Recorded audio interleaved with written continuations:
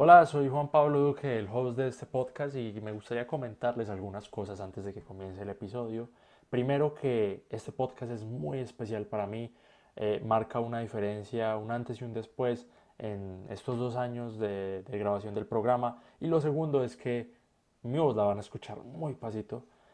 Traté de organizar el audio y quedó bien, pero el audio del invitado pierde mucha riqueza y al final eso es lo que importa porque el invitado lo tenemos una sola vez, quién sabe en cuánto tiempo. Así que tomé la decisión de darle importancia al audio de él porque a mí me escuchan en todos los episodios, ¿no?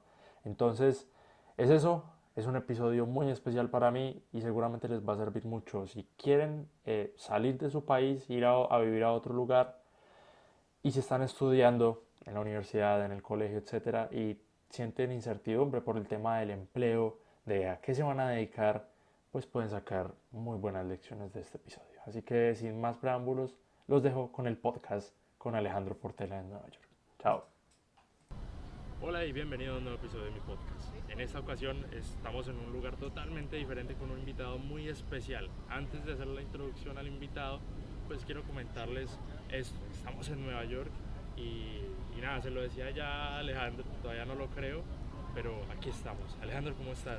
Bien, mi hermano, todo bien, gracias a Dios. Hermano, comenzamos fuertes con esta pregunta. ¿Quién es Alejandro Portela?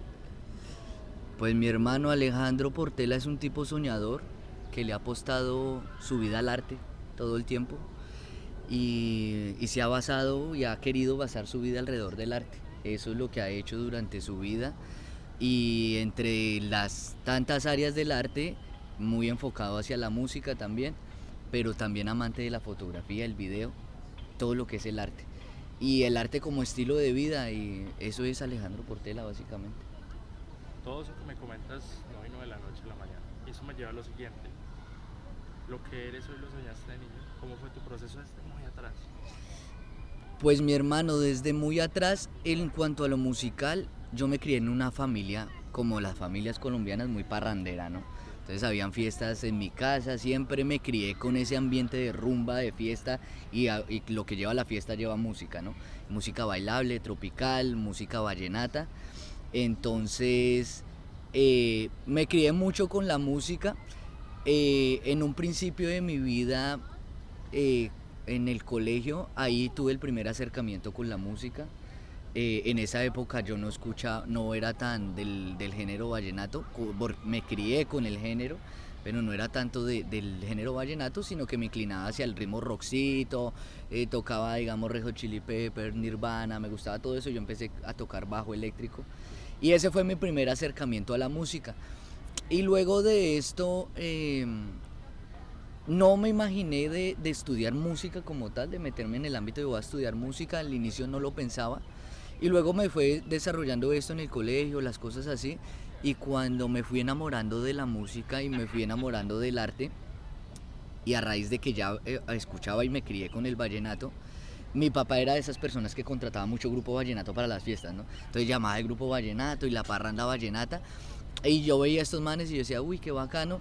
Y me volví muy amigo de un acordeonero de un grupo que contrataba a mi papá en esa época. Y él como que me empezó a mostrar su estilo de vida, ¿no? Que era lo que hacía. Y él era una persona que incluso creo que ni había acabado el colegio, porque había llegado como hasta noveno grado o algo así.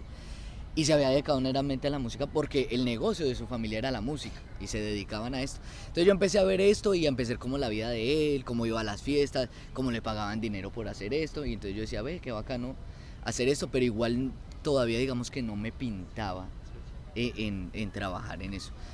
Y ya luego tuve la oportunidad de ir al Festival Vallenato, esto te estoy hablando del año 2007, y, y vi todo lo que encierra el ¿Cuántos concurso. años tenías ahí? Yo ahí tenía 13 años, 13 años tenía, 13, 14 años. Y fui al Festival Vallenato y ahí fue cuando yo vi todo lo que recoge la cultura vallenata, que no solo es un género musical, sino es toda una cultura, un arte que está detrás.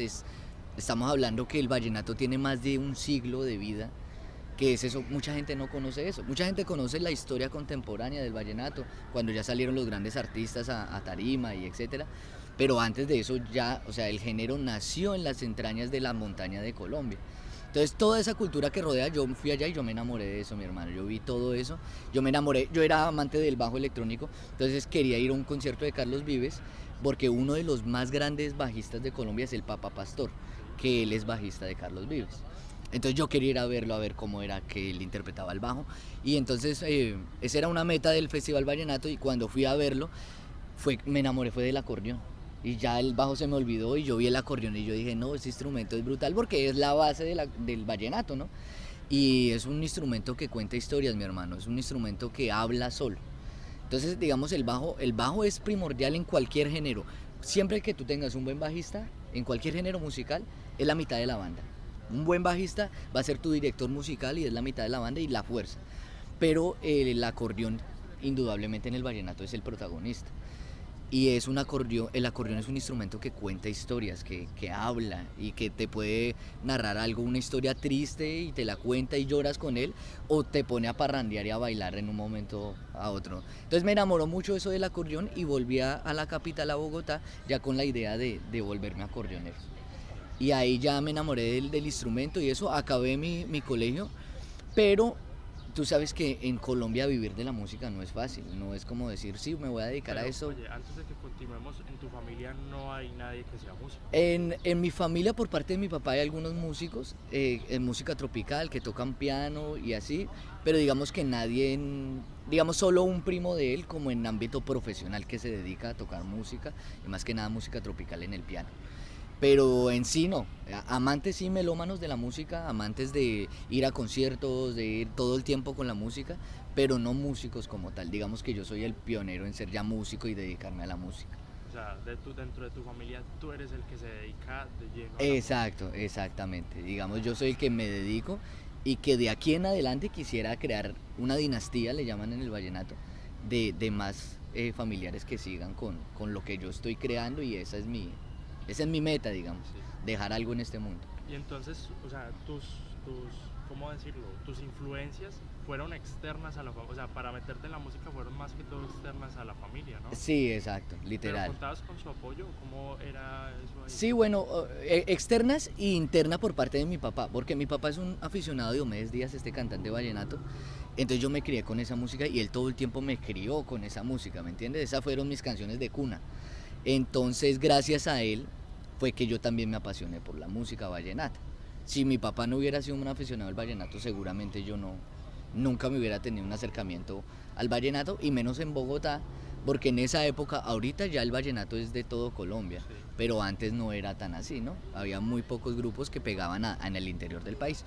Entonces, gracias a él y gracias a estos factores externos como ir al festival, como tener este amigo que te decía que tocaba acordeón, entonces todo eso como que me fue enamorando de la música y del género vallenato. Y me venías contando ya en la parte del colegio, ¿te gradúas? ¿Qué sucede? Entonces me graduó y ahí no quería estudiar música porque yo la música lo veía, yo no quería volverme profesor de música.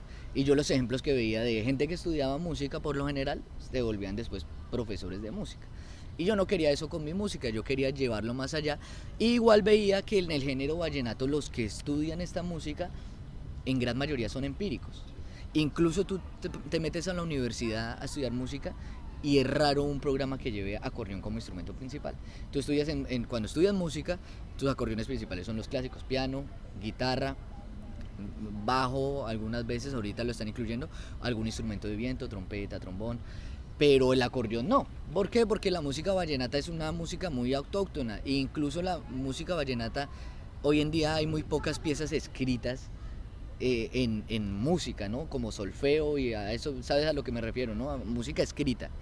Entonces es una música que nacía empírica, entonces yo decía, no, pues yo voy a seguir en el vallenato, voy a seguir estudiando empíricamente y voy a estudiar otra carrera, porque yo quiero tener un futuro en Colombia. Lo que hablábamos antes de que iniciáramos el podcast, lo importante que es y que se le mete uno mucho en la sociedad y en la cultura colombiana es estudia algo que te dé dinero, ¿no? Para que puedas vivir, y no tanto estudia algo para que seas feliz, ¿no? Y eso se vive hoy en día, y más en Colombia, que es un país que tiene muchos problemas sociales. la gran mayoría de jóvenes y de personas estudian algo para ganar dinero y sostener una familia, o bueno, sostenerse en el futuro, así no quieran tener familia. Y no de pronto hacen lo que los hace felices. Entonces yo decía, pero yo quiero hacer algo que me haga feliz y que me complemente con la música. Y ahí fue donde tuve el acercamiento a la publicidad. Cuando iban a tu colegio y te enseñan, bueno, ¿qué carrera quieres y cuál es más afín? Entonces yo decía, diseño gráfico no, porque para dibujar a mano soy malísimo y no se me da lo de dibujar. Pero publicidad puede ser algo que complementa, porque ya podría hacerle publicidad a mi grupo vallenato. Ese era mi pensamiento. Y así fue exactamente que lo hice. Incluso cuando iba en tercer semestre de publicidad, casi que renuncio y me voy a estudiar a la Universidad del Bosque música de lleno. Y me aceptaron el programa de acordeón como instrumento principal. Hice todas las pruebas, pasé. Entonces yo voy a estudiar música, pero me arrepentí porque dije no, o sea, yo lo veía, yo decía definitivamente la música no me va a dar para vivir como quiero, entonces yo voy a seguir con mi carrera de publicidad, voy a graduarme y pues igual a la par haciendo música. Y así fue que lo hice. Y además, ¿no crees algo? Yo siento que estudiar una carrera que sea creativa y en caso de que sea nuestra pasión, yo pienso que eso puede coartar nuestra creatividad y la naturalidad con la que hacemos las cosas. Literalmente, mi hermano. Eso pienso yo. Muchas gracias. Gracias. El... Yo digo lo mismo, yo digo que hoy en día, incluso hablaba esta semana con un familiar mío que me decía, Alejo, hoy en día hay que tener una carrera profesional y un arte como obligación. Y eso se perdió en el tiempo, porque antes tú miras la historia de los grandes artistas y grandes artistas y compositores y músicos, muchos de ellos tenían lo doble, o sea, tenían su profesión y tenían su arte. Y de una otra manera, pues su arte los hizo surgir, pero también tenían su profesión. Digamos, en el caso del vallenato te pongo un ejemplo. Todos esos famosos acordeoneros y juglares, ellos eran agricultores, campesinos, o trabajaban con sus manos en carpintería, bueno, en todos los oficios que hay por haber, pero al mismo tiempo tenían su arte, y al final su arte fue el que los hizo famosos. Entonces yo digo que eso hoy en día es como parte fundamental de que hagamos las dos cosas a la par y de que inspiremos a la juventud a hacer eso. Haz lo que te gusta, digamos en tu caso, haz tu podcast, pero igual alimenta eso con algo más, ¿no? Con una carrera profesional, si tienes la posibilidad de estudiarla, pero alimenta las dos cosas, que en algún momento todo te va a servir. Yo digo que parte fundamental del ser humano, y que entiendan esto hoy en el podcast, que me gustaría dejar eso como mensaje, es todo lo que tienes acá en la cabeza, nadie te lo puede quitar. Y todo lo que aportes en conocimiento a tu cabeza, eso nadie te lo puede quitar, y es una herramienta de vida y te va a servir en algún momento. Cualquier cosa, si tú sabes arreglar maletas, eso te va a funcionar, porque en algún momento va a pasar algo que alguien necesite eso y te va a generar un dinero y te va a servir, ¿me entiendes? Entonces todo lo que tú ganes acá como conocimiento, y eso yo lo aprendí afortunadamente a temprana edad, por eso dije voy a alimentar mi carrera profesional y voy a alimentar mi ámbito musical. Y además para tener un plan B, o sea, y hablamos de vivir una buena vida, ¿no? O sea, nuestra pasión pues puede llevarnos muy lejos, pero eso que hablamos de tener esa dualidad puede ser, o sea, puede ser lo que nos lleve a otro nivel. Literalmente. Que podamos vivir de nuestra pasión, pero tener también un plan B, ¿no? Eso exactamente. fue exactamente lo que yo hice cuando tuve que tomar la decisión hace poquito de escoger carrera. Yo dije, uy, pues comunicación social puede servir, pero yo veo eso y yo en el podcast ya he tenido también varias personas que han estudiado eso, y créeme que ponerme a pelear con los profesores porque yo hago las cosas de una manera y a veces pues ellos tienen la academia metida. Exacto, la tienen muy metida en la cabeza y también quieren meternos esa cajita de nosotros en la cabeza, pues eso es muy complicado. Pero lo que yo escogí en este caso me complementa muy bien, porque la parte creativa en este caso la tenemos bien desarrollada, pero una parte más estructurada para crear proyectos y todo eso, pues en mi caso no tanto. Entonces por eso escogí ingeniería de sistemas, y yo al principio dije, uy, me da como miedo, ¿no? Claro. Porque matemáticas, un montón de cosas, programación, pero eso sirve bastante. Y ya estando adentro, me he dado cuenta de que no es tanto como lo pintan, sí hay muchas matemáticas, pero los ingenieros también necesitan de mucha creatividad literal para proponer soluciones y resolver los problemas, ¿no? entonces sí, también pues, me metí en esa carrera porque mi papá, el que dice ahorita, es profesor de matemáticas, entonces me puede ayudar mucho Claro, tenías un apoyo ahí. en ese aspecto, exactamente, entonces no me va a embalar tanto. Estábamos hablando del complemento y lo que estudiaste, ¿tú consideras que sí fue, o sea, sí fue de gran ayuda, o sea, como ese complemento? 100% mi hermano, porque tú siempre, aunque sea odioso, te vas a comparar con los demás grupos o, digamos, en mi caso, con los demás grupos vallenatos.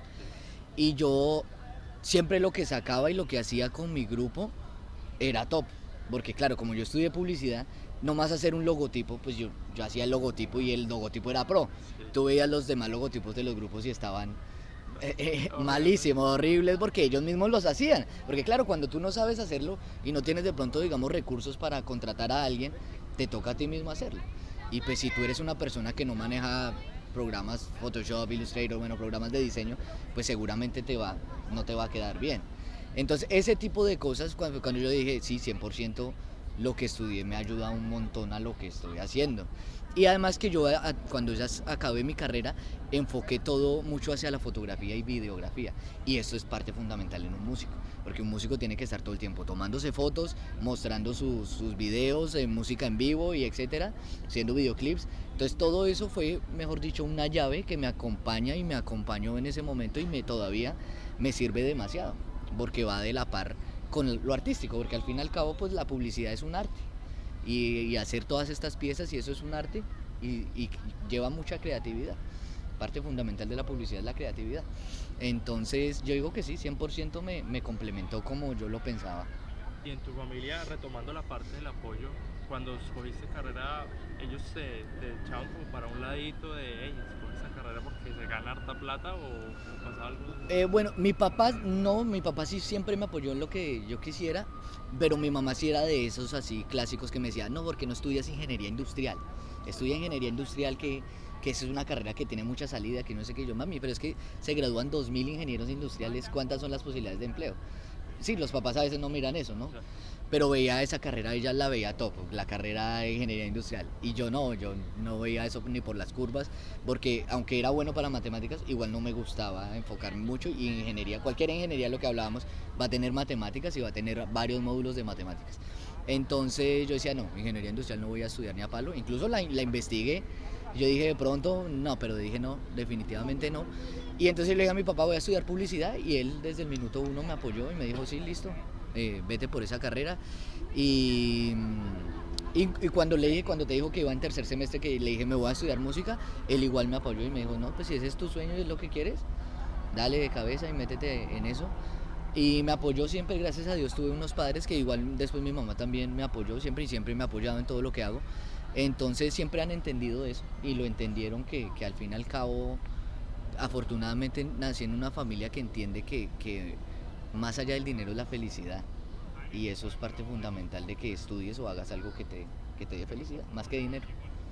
Y además si tenemos la oportunidad de estudiar en una universidad o ir a alguna institución de educación superior, podemos sacarle mucho el jugo, o sea, podemos meternos a una carrera que digamos no nos exija tanto porque somos buenos en esa área o nos gusta o lo que sea, y aprovechar todo lo que tienen, los contactos, los profesores, las instalaciones. Exactamente. Hace poquito, te cuento, también grabé un podcast en la universidad, tienen una cabina de radio y yo no sabía, yo dije, Imagina. hablando con gente, con los profesores, con directivos, me dijeron, hey, acá está esto, y ahí yo lo aproveché. Imagínate todas las cosas que tiene una universidad pero que la gente no aprovecha por desconocimiento o porque no pregunta. Literalmente. Y lo que yo te digo, todo lo que te metas acá en la cabeza y esas herramientas que te abren las puertas, te va a alimentar muchísimo. Yo digo, digamos, en mi caso, que yo soy un inmigrante que llegué a este país con la idea de quedarme 100%, si yo no hubiera tenido esa carrera, aunque digamos, aunque no homologue la carrera acá, que es complicado homologar tu carrera de tu país en este país y en cualquier otro país, igual todo ese conocimiento funcionó, y todas las herramientas que tuve y las experiencias que tienes dentro de la universidad te van a alimentar 100%, enfrentarte a exposiciones, a proyectos. Al fin y al cabo es eso que aplicas en la vida.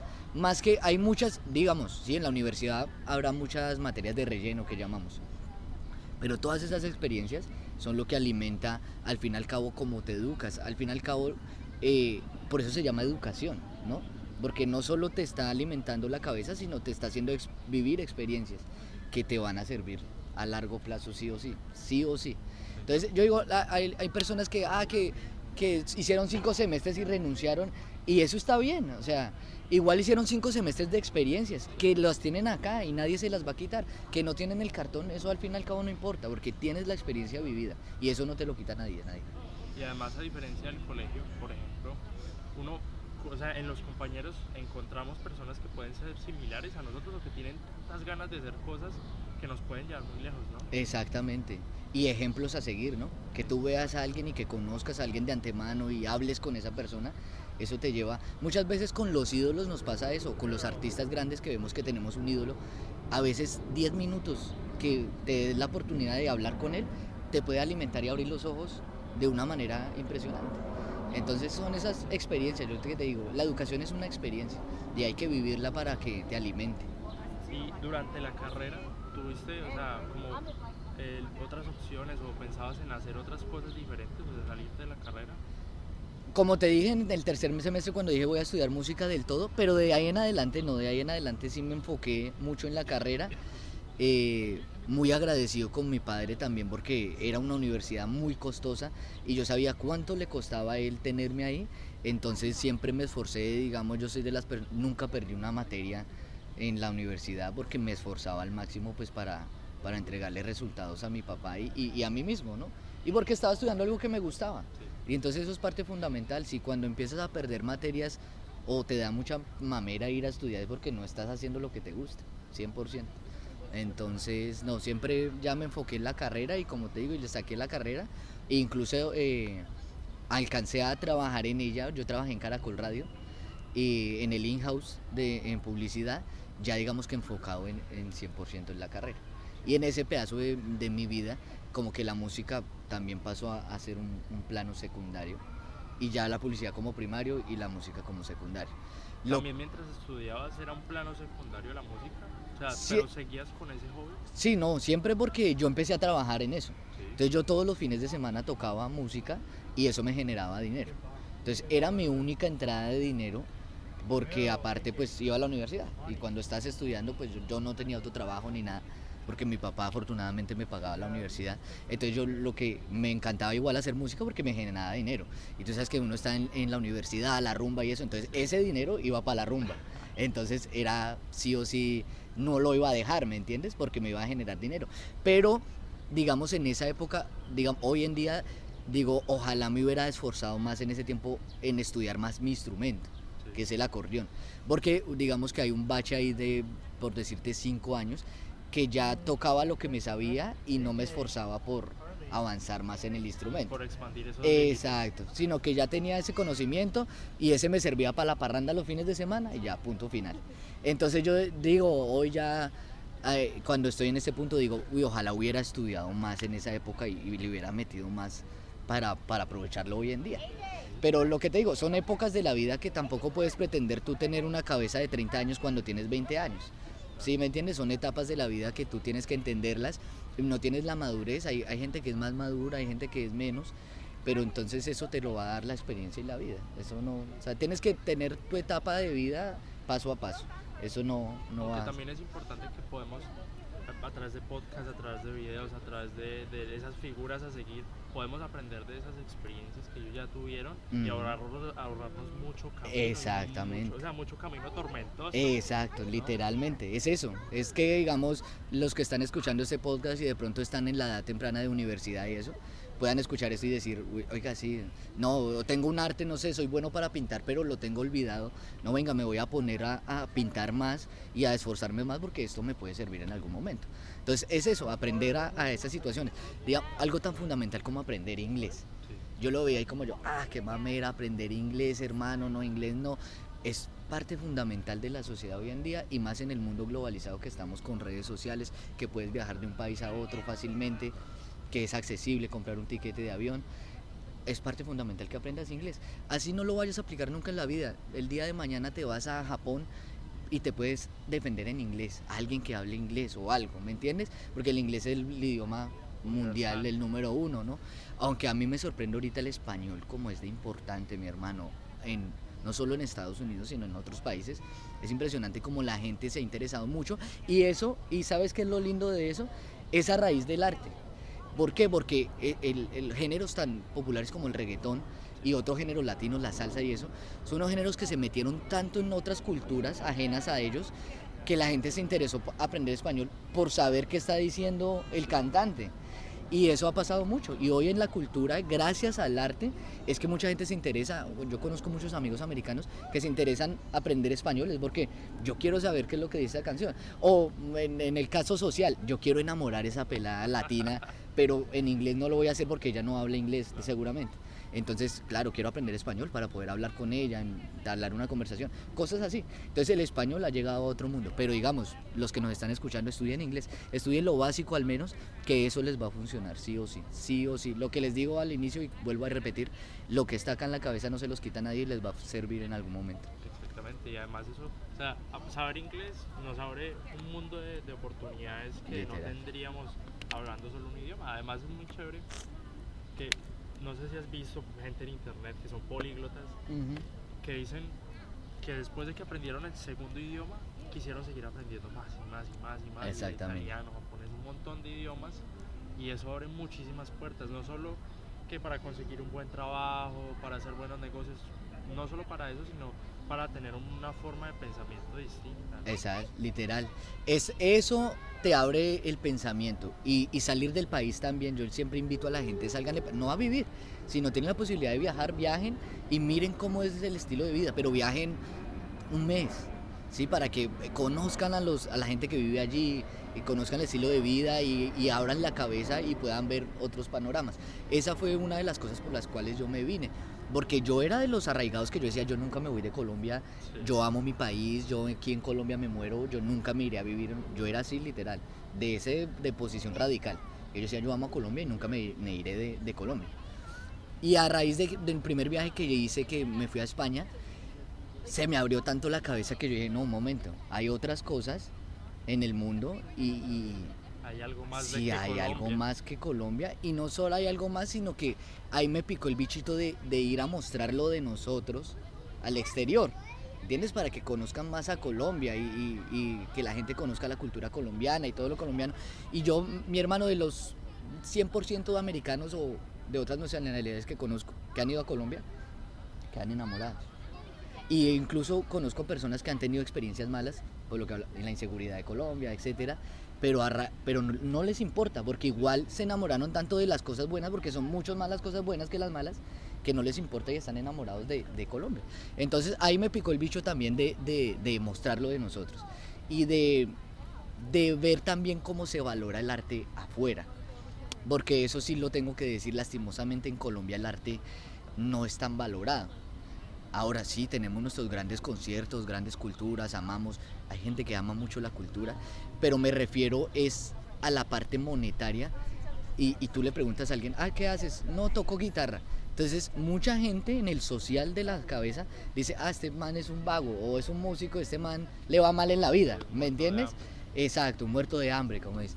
Y no, las cosas no son así. Entonces, ese chip de cultura hay que cambiarlo poco a poco en Colombia para que se entienda que el arte es una profesión y que fácilmente un artista tiene derecho a ganarse 6, 7 millones de pesos por lo que hace. Obviamente dependiendo a su experiencia, dependiendo a su profesionalismo, pero así debe ser así, porque es igual una profesión que es a la par. Y ahorita que vivimos toda la pandemia, todo lo horrible que pasamos, ahí la gente se dio cuenta, yo creo que mucha gente abrió los ojos de lo importante que es el arte, por eso empezaron los conciertos en los balcones y la gente a salir a escuchar música y quieren escuchar música en vivo. Es por eso, porque el arte es parte del ser humano y si nosotros no tenemos arte, créeme que la vida sería muy miserable. Imagínate tú un viaje en metro ahorita que me voy a otro lado sin mis audífonos, el día que yo dejo mis audífonos en mi casa es un día terrible para mí, ¿me entiendes? Porque ese es el estar escuchando música o el ir leyendo un libro en el metro hace que, digamos, ese trayecto de tiempo lo aproveches y sea más ameno y estás alimentándote culturalmente. Entonces, nos dimos cuenta, y Colombia es un país que le falta todavía darse cuenta de lo rico que es cultural, primero empezar por ahí, porque nuestra música es impresionante, mi hermano. Yo saco el acordeón acá, empiezo a cantar una cumbia, a tocar una cumbia acá, te aseguro que llegan, toda esta gente me aplaude. Y dice, wow, ¿qué es eso tan brutal, no? Y que de pronto nunca lo han escuchado en su vida. Entonces nosotros tenemos una riqueza cultural muy grande que no sabemos lo grande que es y lo rica que es, porque nació de adentro, ¿no? Nació de los pueblos. Entonces esa cultura tenemos que expandirla y darla a conocer y valorarla más, que el músico bien pagado sea el que toca gaita y el que toca tambora, y que si te piden un presupuesto, no sé, para ir a tocar a tu casa, te piden dado precio, es porque esa gente vale ese precio y no le pida rebaja, sino págale lo que vale e incluso dale un poco más. Eso aquí me sorprende mucho, es chocante cuando la gente llega acá, que nunca ha vivido acá, lo de la propina. Porque tú llegas a un sitio y tú dices mi precio es tanto, y después te dan $200, $300 de más. Porque le nace, porque vio tu presentación y dice, wow, este man vale la pena, ¿me entiendes? Y eso es un premio a eso. En Colombia, mi hermano, en los 11 años, 10 años que me dediqué a la música allá, nunca me dieron una propina. ¿Sí? Por ahí una vez me acuerdo de un señor que me dio 50.000 pesos de más. Y yo dije, wow, ¿sí? Pero nunca sucedió eso, ¿sí me entiendes? Entonces es algo loco ya viviéndolo acá. Para mí me parecía normal que me pagaran lo que era y ya. Pero no. Por eso es que digamos acá también el ámbito, los meseros, un trabajo tan importante que es llevarte la comida a tu mesa, es tan tipiada, te dan tanta propina, porque es una persona que te está atendiendo. Y entonces el pensamiento latinoamericano es, pero es que él se está ganando su sueldo, entonces ya él está trabajando y ya. No, él se está ganando su sueldo, pero igual te está haciendo una atención. Él te puede atender como un culo, ¿me entiendes? Atenderte mal. Y le van a pagar. Exacto. Pero si él te atiende bien, ¿por qué no le remuneras eso? Este man estuvo pendiente de mí, mira, me trajo todo el tiempo bebida, no me dejó, ¿sí? ¿Me entiendes? Me trató como un rey acá, que tú estás pagando un precio por eso. Y entonces tú dices, vea, este man se merece tal, ¿sí me entiendes? Se merece la propina. Así es en todos los ámbitos acá, en todos los más que nada de servicio. Por eso es que se tipea acá, por eso es que se da propina. Es porque una persona te está prestando un servicio. Eso también debería trasladarse a Latinoamérica y que entendamos un poquito eso. También esa riqueza cultural que pienso yo que se podría perder bastante por el tema que hablábamos también, el tema de la globalización, de que otras culturas se meten en Colombia y ya los jóvenes que pues tenemos acceso a internet y podemos ver las cosas que hay en otros lados, así sea a través de la pantalla. Pues hay gente yo he conocido gente que dice, uy, no, pero vallenato es un corrupto. Eso, literal. Ese tipo de cosas. Exacto. Entonces, imagínate, si nosotros mismos no rescatamos lo de nosotros, nadie lo va a hacer. Nosotros mismos somos los que tenemos que rescatar nuestra cultura y nuestro arte, porque nadie aquí no va a venir, bueno, y que los conozco un americano que vive en New Jersey, enamorado del vallenato y toca acordeón, y él no habla español, y el man toca acordeón y eso, se enamoró de nuestra cultura. Pero obviamente, digamos, nosotros tenemos yo diría que casi que la responsabilidad de traspasar nuestra cultura y traducirla bien, ¿no? Como es la raíz, y traducirla bien para que no se pierda lo de los antepasados. Obviamente el vallenato es un género que ha ido evolucionando y tiene que seguir evolucionando, nunca estoy en contra de eso, pero también tenemos que ir a la raíz y alimentarnos de eso. Yo por eso me fui a Valledupar a estudiar allá a la meca, a la capital mundial del vallenato, para saber cómo era la raíz y cómo nació bien el género y saber de lo que estoy hablando, ¿me entiendes? Para yo decírtelo hoy aquí en día en Nueva York con propiedad y decirte, mira, esto es así, así, así, ¿sí me entiendes? Entonces eso es lo que nosotros los jóvenes tenemos que hacer. Afortunadamente yo veo que se ha rescatado mucho la cultura hacia el vallenato, yo veo muchos jóvenes que ahorita les gusta, obviamente hay muchos que no también, que es respetable, igual tú no es obligar a la gente que les guste el género vallenato, la música es como los colores y para eso están los gustos. Pero sí de rescatar y digamos, si tú estás afuera, no digas, el vallenato es lo peor, no, digas, mira, esta es es nuestra música, mira, esta es nuestra música, tienes la posibilidad de mostrarla, de ponerle una canción en cualquier plataforma digital, muestra nuestra música y habla del vallenato, esa es nuestra manera de hacerlo. Como la salsa, mira la salsa como son orgullosos, la salsa es un ritmo que nace en Centroamérica, pero se desplaza a Nueva York y nace acá en Nueva York, increíblemente, y tú dices, y la salsa nació acá en la ciudad de Nueva York, en una ciudad que en esa época hablaba inglés 100% y nadie hablaba español. Entonces sí es lo importante de la cultura y de cómo ha trascendido un género como la salsa. Entonces mi gran sueño es que el vallenato llegue a lo que ha llegado la salsa, ser un género mundialmente reconocido. Y paso a paso lo vamos haciendo, y eso es así, construir cultura y construir a las nuevas generaciones, lo que tú dices, a los nuevos jóvenes decirles, vea, y afortunadamente eso en Colombia hay muchos festivales vallenatos ahorita y gente de todas las ciudades está tocando acordeón, y eso me parece espectacular, que entre más acordeoneros haya, pues mejor, porque así se va a expandir más el género. Oye, volviendo un poco a la parte de tu historia, ¿qué sucede después de terminar la universidad? ¿Empiezas a trabajar como publicista o retomas la música? Empiezo, como te dije anteriormente, empiezo a trabajar en publicidad, me metí en Caracol Radio, obviamente con la intención de poder mostrar mi música, ¿no? Porque iba a estar al lado de las emisoras. Caracol Radio pues tiene Tropicana, los 40 principales, Radioactiva, en esa época La Vallenata existía. Entonces me apasionaba mucho eso, crear, ahí creé muchas cuñas, yo estaba con Darío Arismendi, grabé con grandes personalidades de la radio que no me imaginaba yo nunca, y conocí muchos artistas vallenatos gracias a eso, porque todos llegaban a Caracol Radio a dar entrevistas. Entonces conocí, digamos, artistas a Martín Elías, que en paz descanse, conocí a Guzzi, conocí a...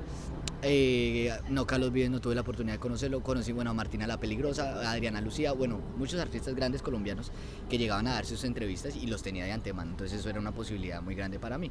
Entonces por eso me metí a ese trabajo, pero duré un año y me aburrí, mi hermano, primero porque como empresa antigua es muy jerárquica, entonces todo lo que yo hacía nunca me daban crédito de nada, entonces siempre el que salía era el jefe del departamento del in-house a decir, vea, esta es la campaña de publicidad, yo hice esto, y nosotros ahí los pasantes ahí dándole como ratones a eso.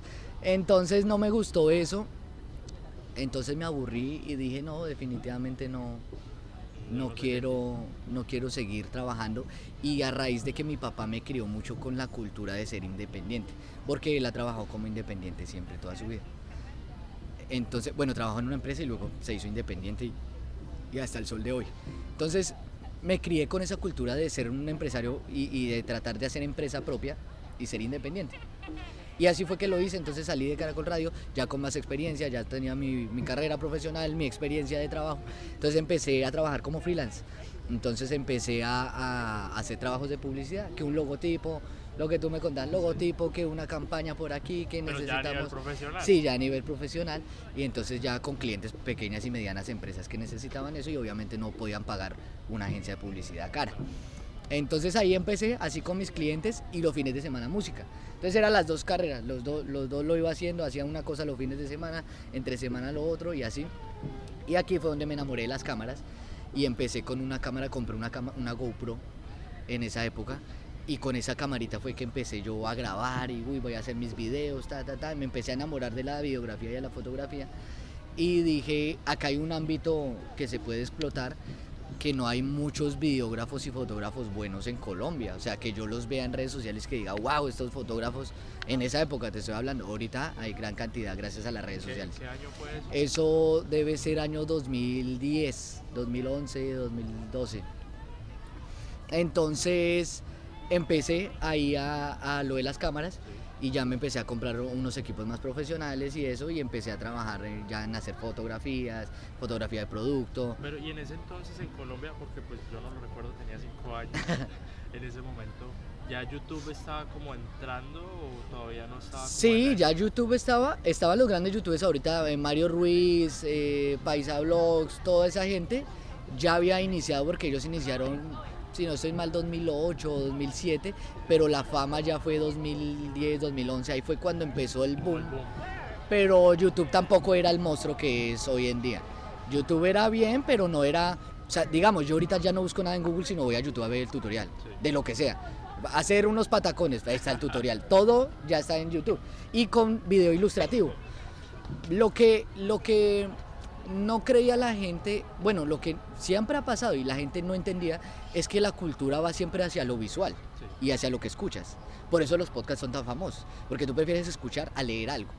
La cultura lectora se perdió mucho y prefieres escuchar o ver algo, ver una película, ver una serie o ver un tutorial. Entonces en esa época no era tan pegado eso, y las marcas necesitaban un comercial, pero para producir un comercial pues se te iban 5 millones de pesos en esa época, que era harto dinero. Entonces las pequeñas y medianas empresas no tenían el dinero para hacer eso. Entonces yo empecé a atacar eso y también a grabar ferias. Entonces, digamos, yo me iba a la feria inmobiliaria y me contrataba una inmobiliaria para que le hiciera el video de la feria, que estuvieron en la feria y luego mostrar, vea, estuvimos en la feria. Entonces todo eso, la gente empezó a darse cuenta que documentar las cosas le iba a servir para después. Entonces, si iban a una feria, no solo captaban el público que los visitó en la feria, sino que también captaban el público que después miraba el video y decía, estos fueron a la feria. Entonces da reconocimiento de que fueron a una feria. Entonces todo eso fue lo que yo empecé a atacar y ahí fue donde yo me empecé a meter a lo del video y la fotografía y para mi banda. Entonces yo necesité hacer un video para mi banda, entonces ya tenía mi camarita, entonces hacíamos videos más profesionales. Que la gente en esa época, pues videos con los celulares no grababan como hoy en día, que un celular graba casi como una cámara profesional, en esa época no. Entonces solo los que tenían acceso a cámaras son los que podían hacer un video más o menos pues bien visto, ¿no?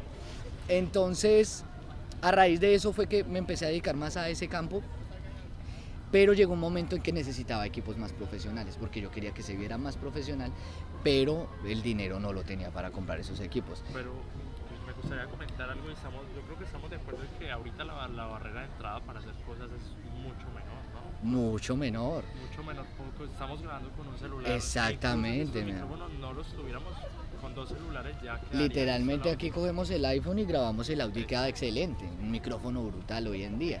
Entonces son, sí, herramientas. Hoy en día, o sea, digamos, yo le digo siempre me preguntan, Alejo, es que quiero comprarme una cámara que no sé qué, yo, ¿cuánto presupuesto tienes? Y me dicen, digamos, $1,000. Yo digo, mi hermano, cómprate un iPhone, el último iPhone, y vas a tener una excelente cámara y un excelente celular. Porque tú no solo vas a necesitar la cámara, van a necesitar editar y todo eso te da una herramienta como el iPhone, o como un celular de gama alta. Porque puedes editar en una aplicación, ya hay aplicaciones para editar videos, para editar podcast, todo. Entonces todo lo tienes en la mano, entonces es una herramienta que te da el todo por uno. O es como... Incluso un iPad puede ser Exacto, una gran herramienta de trabajo. Entonces ya ahorita entrada es más fácil entrar con una herramienta así y mejor meterse a lo que te digo, un celular, que comprar una cámara de media gama que después en un año vas a querer cambiar. Entonces, como te decía, yo quería ya pasar al siguiente nivel, comprarme ya una full frame, que ya era una cámara profesional, pero mi hermano, eso en Colombia costaba 12 millones de pesos. Y yo decía, me había acabado de comprar un MacBook Pro, que mi hermano lo acabé de pagar el año pasado, duré como 8 años pagando ese computador, que también me costó como 11 millones de pesos en esa época. Entonces, eso fue la inversión de mi empresa, era ese computador. O sea, donde me hubieran robado ese computador, quedaba en la calle. Literal. Eso, epa. Entonces, quería eso, pero yo lo veía muy imposible. Y entonces mi novia me dijo, ella ya llevaba como 11 años viniendo y volviendo a Nueva York. Entonces me dijo, vayámonos a Nueva York. Nos estamos 6 meses, que nos permite la visa, trabajamos un poquito, ahorramos dinero y te compras tus cámaras para venir a trabajar más profesionalmente. Y yo le dije, excelente, sí, vamos a hacer eso. Y entonces vámonos y nos fuimos y llegamos acá.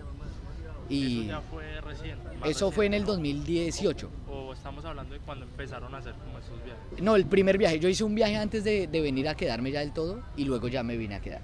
El primer viaje mío fue en el 2018. Entonces me vine para acá con muy poco dinero. Yo traía como $400. Me vine con eso, esos eran los ahorros que tenía. Y me vine con eso, mi hermano. Llegué acá a New Jersey, a una ciudad que se llama Princeton, donde queda la famosa Universidad de Princeton. Pueblo muy lindo, porque vivía una prima de mi papá allá. Entonces, pues, tenía un mes gratis de hospedaje. Vamos para allá. Lo que yo no sabía, y en mi ignorancia, es que Princeton queda a 1:30 en tren de las afueras a Nueva York. Y que me iba a costar diariamente $60 el transporte. Y eso conviértelo a pesos. Entonces mi hermano, en un mes yo ya lo que traía de ahorros, ya no había nada, no había conseguido trabajo, no estaba haciendo nada. Yo dije, puta, la cagué, me devuelvo para Colombia, la hice mal. Y mi novia siempre que venía, ella a la semana conseguía trabajo. Y esa vez no, mi hermano. Esa vez no, atrás del hecho llegamos en invierno, una de las épocas más duras, hay menos posibilidades de trabajo. Entonces me empecé a preocupar, yo dije, no, ¿qué hago? Pero había una cosa muy importante para que mi novia consiguiera trabajo, era que necesitábamos estar en la ciudad, acá cerca, para que fuera a varias entrevistas de trabajo, porque ella yéndose allá y eso era muy complicado, volver en la noche, ese tren no es 24 horas como el subway de acá, entonces se empezaba a complicar la vaina y yo dije, no, bueno, vamos a hacer una cosa, voy a pedir plata prestada y nos vamos a mudar a la ciudad.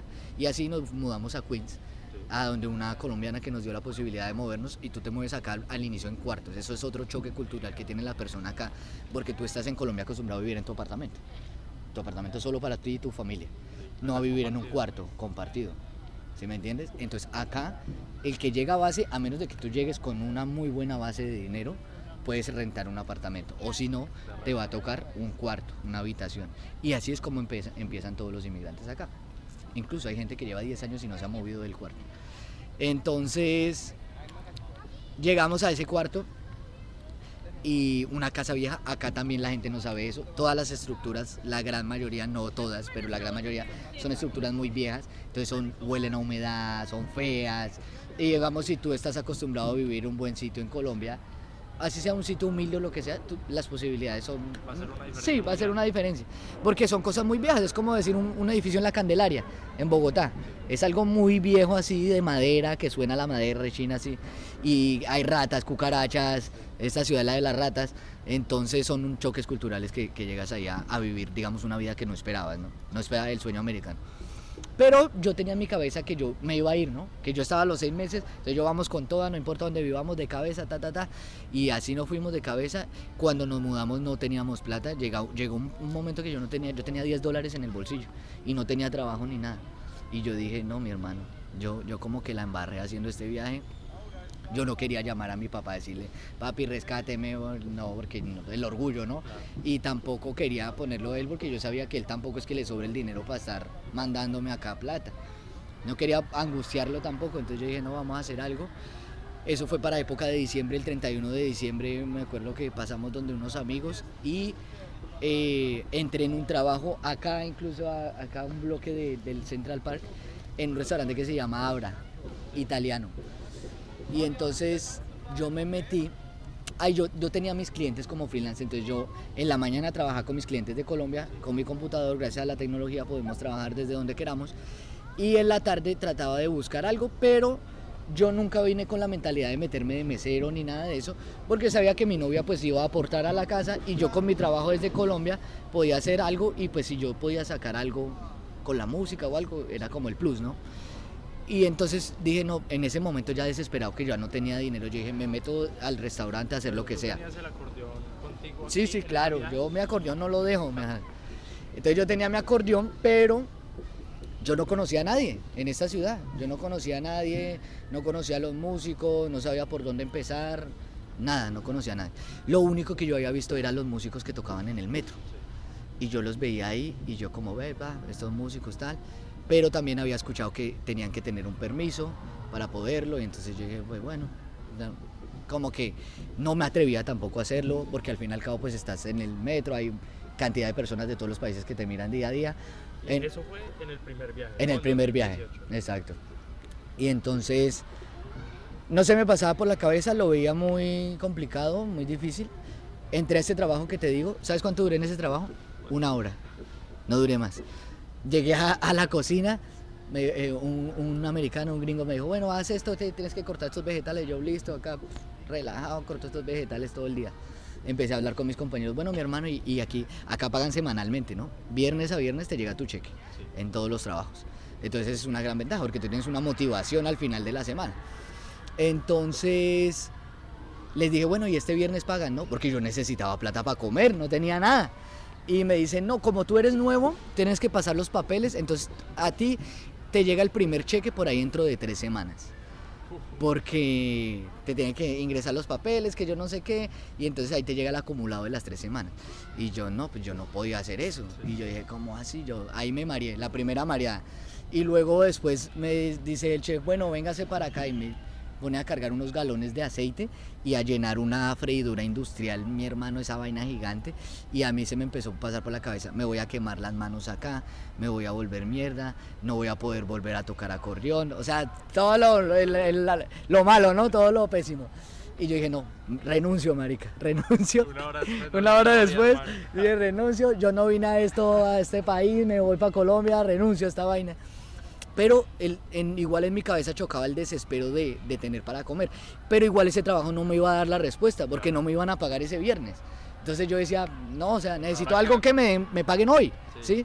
Entonces ya me fui, me quité el uniforme, te dan un uniforme de cocina, me quité el uniforme y cuando me vio, yo quería irme callado sin nada, sin que nadie me viera. Así como...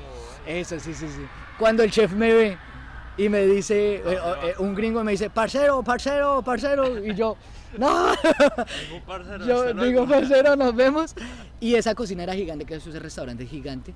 La cocina es un laberinto y yo no la conocía. Y yo por esa cocina era corriendo y el chef detrás mío, siguiéndome, preguntándome, y yo no quería decirle nada, yo quería irme. Y ese man era corriendo detrás, pues no corriendo, íbamos caminando rápido, pero el man detrás mío. Y yo me acuerdo, siempre me gusta contar la anécdota porque me da mucha risa de ese man persiguiéndome por esa cocina hasta que yo encontré la salida y el man me siguió hasta la salida. Entonces yo dije, no, pues ese man me va a perseguir cuántas cuadras. Entonces yo ahí paré y me devolví y yo le dije, I'm sorry man, this is not for me. Entonces le dije, ya, o sea, no, o sea, renuncio, sí. Y el man me acuerdo que se le puso la cara como roja de la rabia y se fue, se devolvió. Pero pues yo no iba a estar en donde no quería. Pero entonces salí y entonces ya cuando caminé un bloque, volví a caer en cuenta. Pues puta, no tengo plata, ¿cómo voy a comer? ¿Sí? ¿Qué voy a hacer? Porque toda la plata la habíamos dado para la renta, para que nos dejaran mudar. Y a mi novia también no había conseguido trabajo aún. Y entonces yo decía, no, ¿qué voy a hacer? Entonces ahí fue cuando yo dije, ¿qué sé hacer yo? Pues tocar acordeón. Pues me voy a ir al metro como los músicos que yo he visto. Y no importa, vamos a ver qué pasa. Si la policía me saca o lo que sea, pues me sacará. Pero vamos a intentarlo. Y me fui y me entré, no sé en dónde me voy a parar aquí, vi una esquinita ahí que había espacio y saqué mi acordeón, mi hermano, y empecé a tocar. Pero pues obviamente sin nada planeado, tocando así como si estuviera ensayando en la casa. Cuando mi hermano llega una señora que siempre me voy a acordar de ella y me da un billete de $20. Y yo dije, ya tengo para comer esta noche. Y ya, y ese día toqué ahí como hora y media y me hice como $80. Y yo dije, ya mi hermano, ya, pues esto es lo que yo sé hacer. Y ahí, a raíz de eso, fue que yo empecé, o sea, literal por necesidad, fue que yo empecé a tocar en el metro. Y empecé a tocar en el metro y me di cuenta que me iba bien. Entonces ya empecé a tocar ahí, ya entonces conocía las zonas y empecé a tocar. Entonces por la mañana trabajaba con mis clientes de Colombia y en la tarde me iba a tocar al metro. Y así lo hice durante esos 5 meses que duramos. Y reuní mi dinero, compramos las cámaras que necesitábamos y nos devolvimos para Colombia, con la idea igual de seguir en Colombia. Entonces llegué a Colombia ya con mis cámaras y todo, con ya un trabajo más profesional, entonces podía cobrar mejor porque ya 4K, ya entregaba cosas más profesionales, entonces pues a mis clientes les podía cobrar mejor. Y entonces ya seguí trabajando como freelance así, pero pues siempre en Colombia y bueno, en Colombia no, en todo lado del mundo, cuando tú eres freelance tienes meses buenos y meses malos, eso es una montaña rusa. Hasta que tú no generes un producto que vendas diariamente o una estabilidad, es muy complicado tener esa estabilidad. O tienes que ser muy inteligente de los meses buenos, ahorrar dinero, para los meses malos poder amortiguar.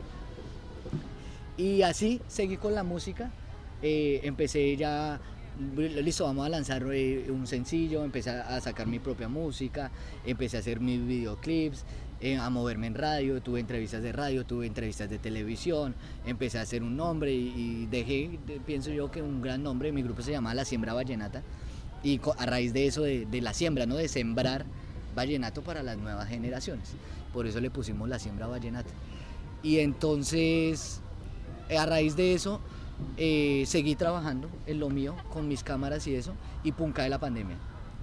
Y entonces yo ya me picó el bichito de emigrar. Entonces yo decía, quiero irme a Nueva York, yo ya lo tenía en la cabeza. Pero igual me daba muy duro dejar todo, dejar mi familia, mis amigos, dejar de tocar en parranda así con los músicos, ¿sí me entiendes? Es dejar todo. Tú al fin y al cabo te vienes y dejas todo.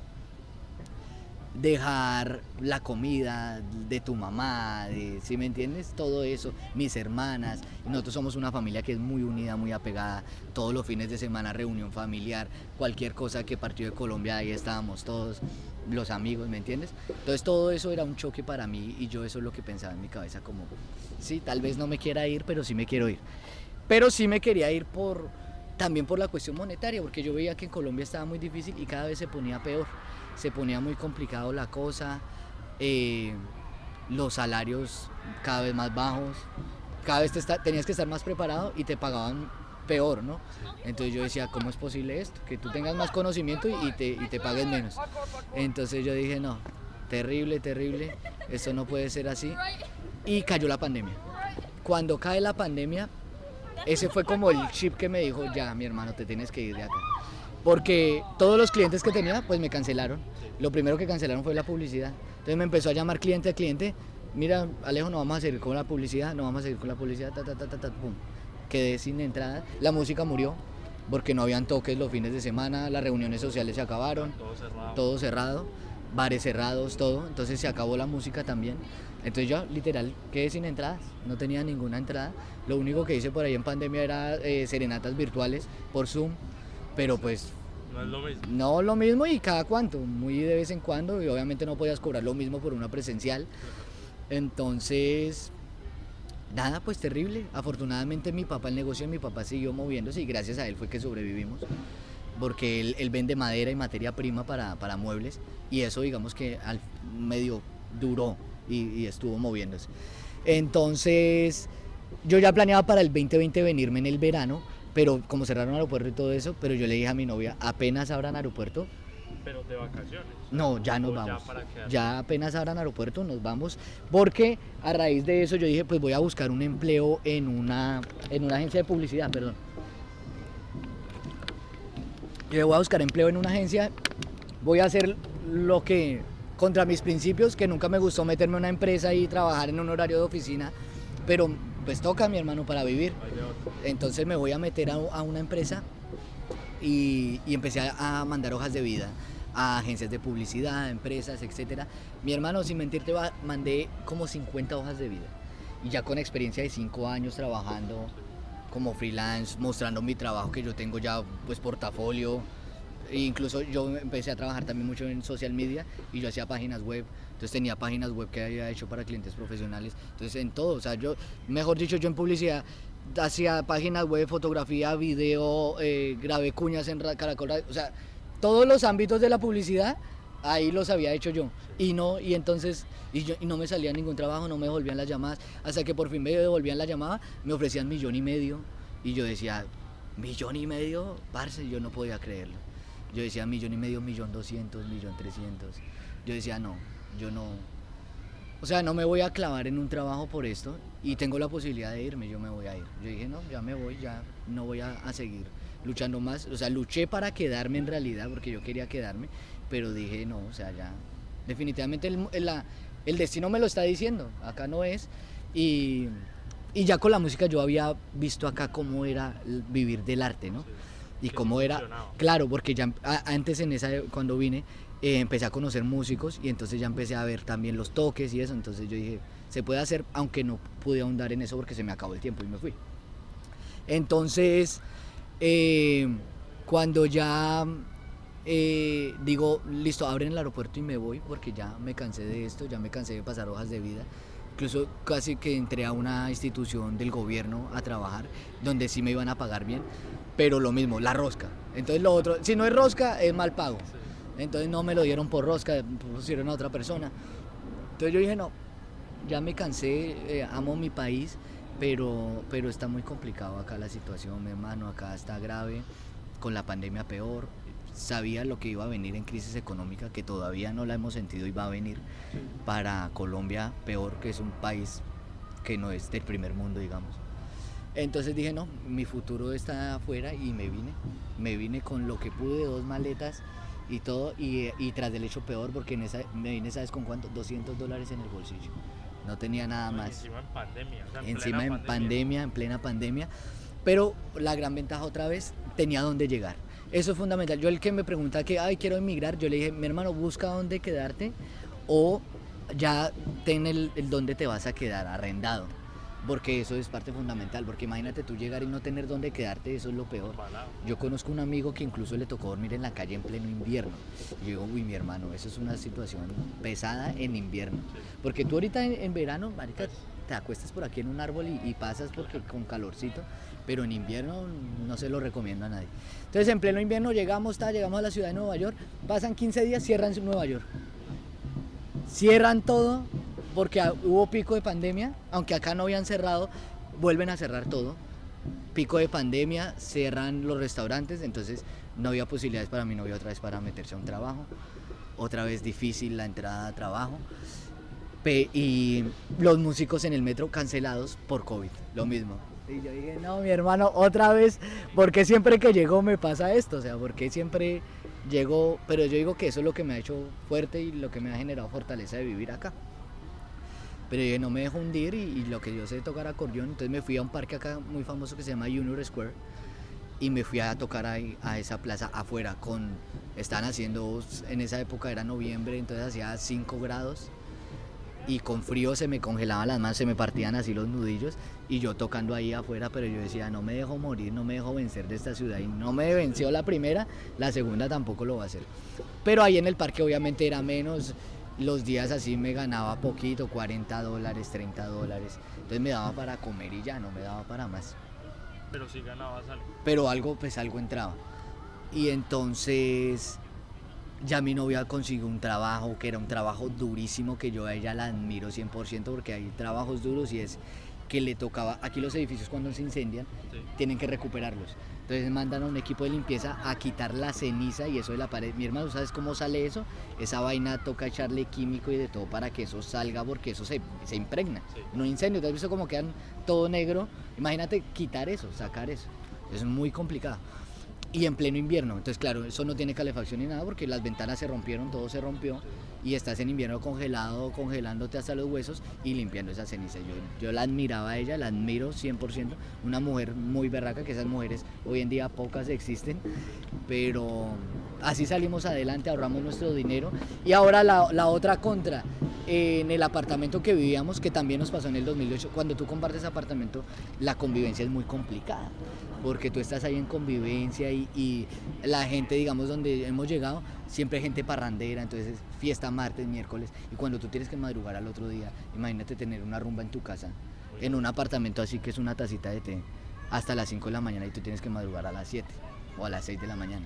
Entonces esa convivencia es muy difícil, entonces nuestra meta primordial era irnos a un apartamento a vivir solos, que ya no estuviéramos con nadie. Pero eso es complicado acá, para que la gente que no sabe cuando se vengan a emigrar también hagan eso, uno tiene que ahorrar 3 veces la renta, lo que le va a costar la renta.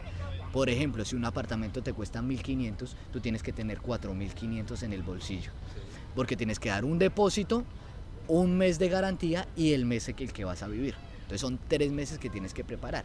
La gente piensa, no, pues me voy con 1.500 y lo arrendo. No, así no funciona acá. Aquí te van a pedir eso porque esa es la garantía de ellos. Igual al fin y al cabo a ti no te conocen, no tienes vida financiera acá, nada. Entonces eso es como ellos se aseguran.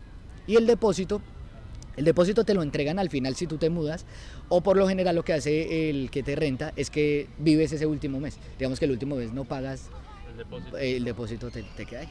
Entonces eso teníamos que ahorrar mucho dinero para poder mudarnos. Entonces afortunadamente con un amigo también me prestó algo de dinero, reunimos el dinero y nos mudamos a un apartamento. Y ya después de que nos mudamos, pues ya vivir solo es vivir solo, ¿no?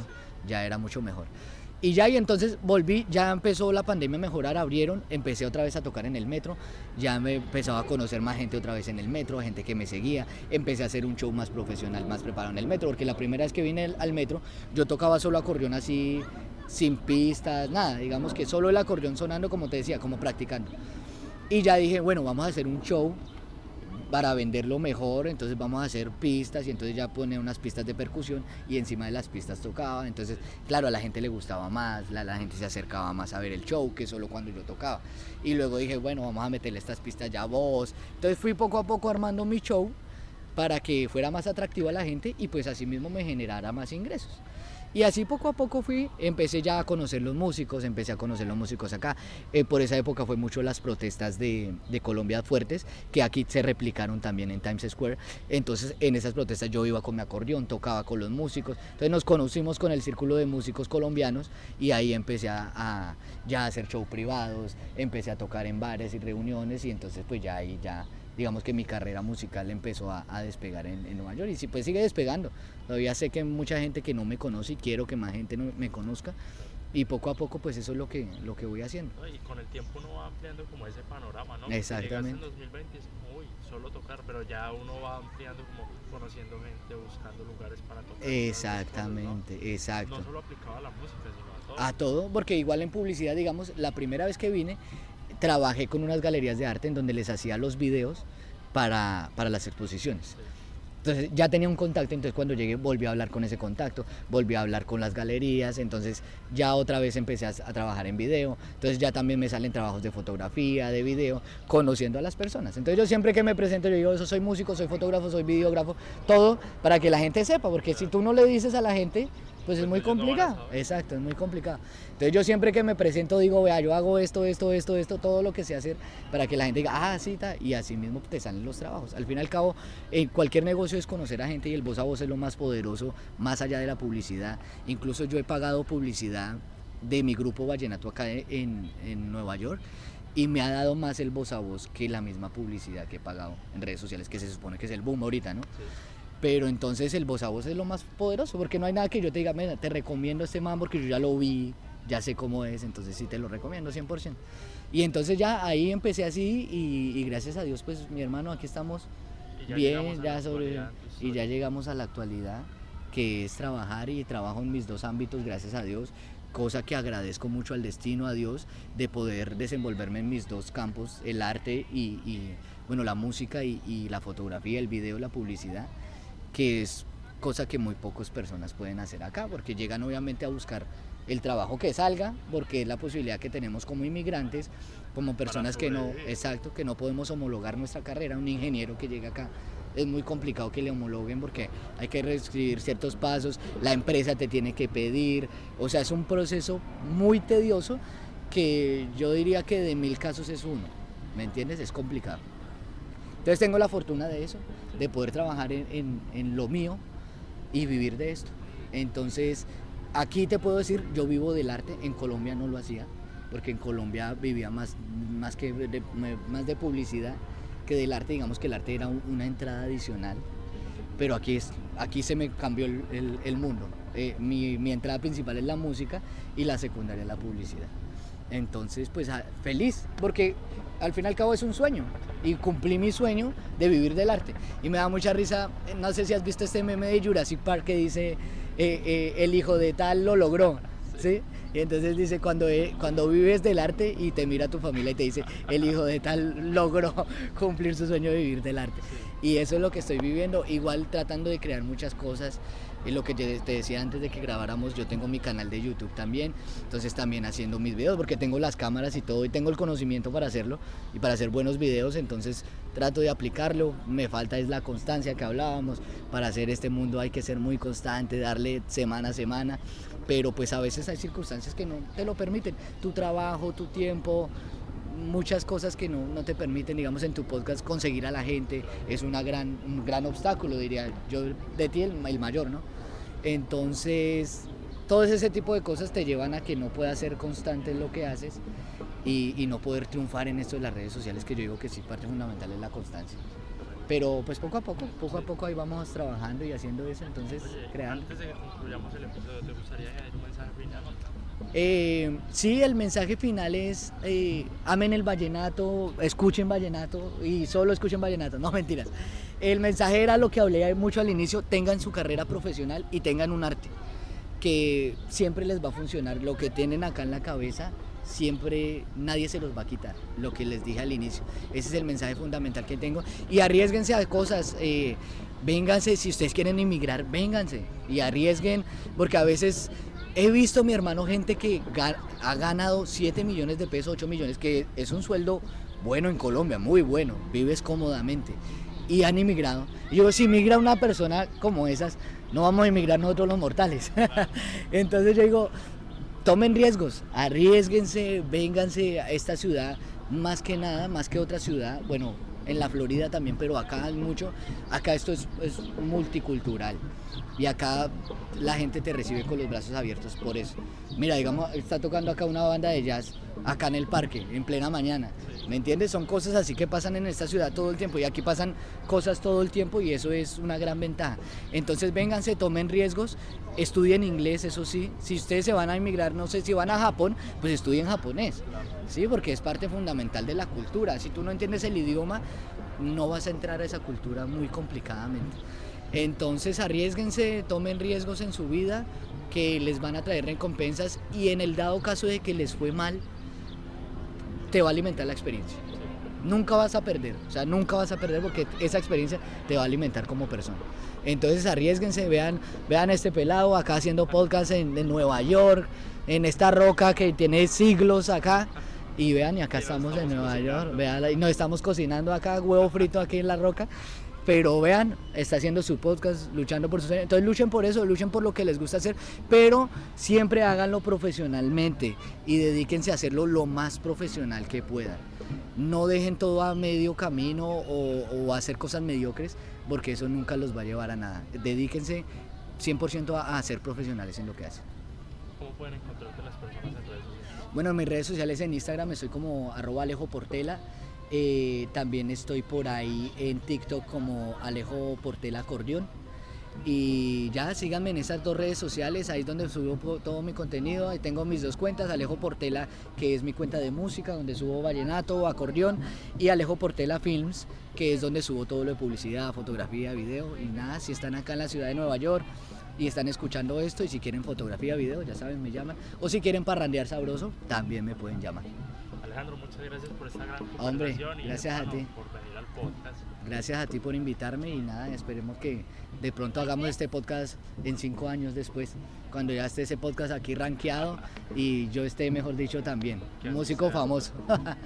Y les recuerdo, me pueden encontrar en Instagram como Juan Pablo Duque con B larga al final. Soy Juan Pablo Duque, nos vemos en la próxima. Chao.